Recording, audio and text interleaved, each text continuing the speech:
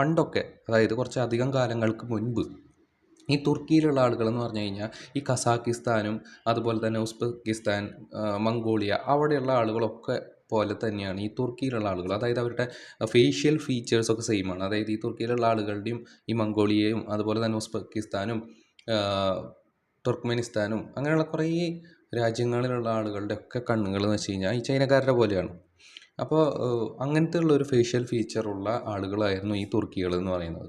പക്ഷേ ഇന്ന് 21-ാം നൂറ്റാണ്ടിൽ നമ്മൾ തുർക്കിയിൽ പോയി കഴിഞ്ഞ് കഴിഞ്ഞാൽ അവിടുത്തെ ആളുകളെ നോക്കിക്കഴിഞ്ഞാൽ ശരിക്കും അവരെ നമ്മുടെ യൂറോപ്യൻസിനെ പോലെ തോന്നും. ഇതെങ്ങനെ ഈ ഒരു ചേഞ്ച് വന്നു എന്ന് നമ്മൾ നോക്കുകയാണെന്നുണ്ടെങ്കിൽ ഇതിനൊരു ചരിത്രപരമായിട്ടുള്ളതും അതുപോലെ തന്നെ ഒരു സാംസ്കാരികമായിട്ടുള്ള ഒരു കാരണമുണ്ട്.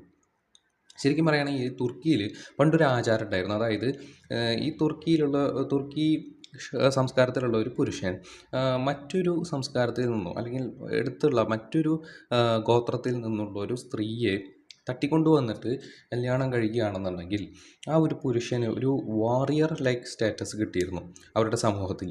അപ്പോൾ അതുകൊണ്ട് തന്നെ അവിടെയുള്ള പുരുഷന്മാരെന്ത് ചെയ്തു, ഇങ്ങനെ അയൽപക്കത്തിലുള്ള അല്ലെങ്കിൽ മറ്റ് രാജ്യങ്ങളിൽ അല്ലെങ്കിൽ കുറച്ചുകൂടി അവരുടെ സംസ്കാരത്തിന് പുറത്തുള്ള ഗോത്രങ്ങളിൽ നിന്നുള്ള ആളുകളെ ആക്രമിക്കുകയും അവിടെ നിന്നുള്ള സ്ത്രീകളെ പിടിച്ചു കൊണ്ടുവന്നിട്ട് കല്യാണം കഴിക്കുകയൊക്കെ ചെയ്തു.